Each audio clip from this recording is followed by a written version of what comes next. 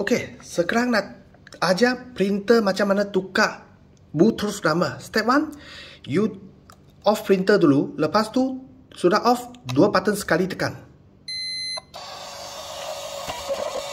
Boleh tengok tak? Bluetooth nama naik printer. So, macam mana mau tukar dia? Sini ya.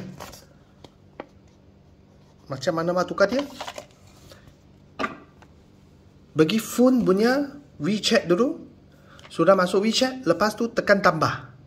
Sudah tekan tambah, tekan scan. So, sudah tekan scan, saya akan send ini bagi you. Lepas tu, you scan dia. So, sudah scan, lepas tu tekan masuk bagi ini. Nombor 2, sudah tekan nombor 2, lepas tu tag nombor 1. So, tag nombor 1, sini yang you mahu tukar apa nama? Tukar, okey, contohlah kita nak tukar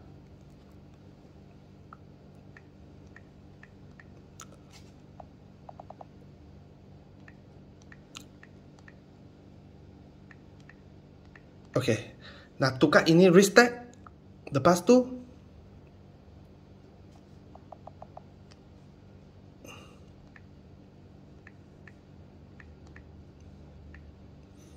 kita tekan done.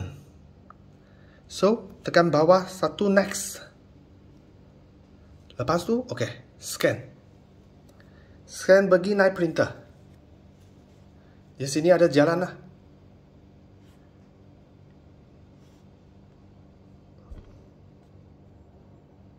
Tunggu sekejap ah.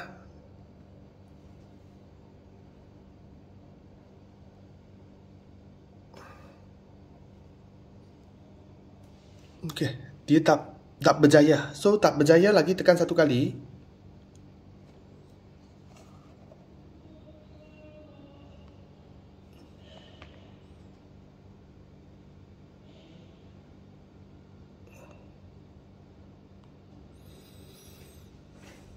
Okey, tengok ada 100%.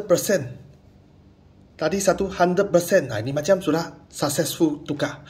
So, sudah tukar. Lepas tu, boleh off printer. So, sudah off printer. Lepas you 2 button sekali, tekan lagi satu kali.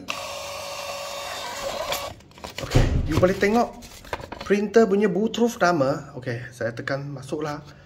Bluetooth punya nama dia sudah tukar bagi restart. RICST. Ini macam tukar sahaja.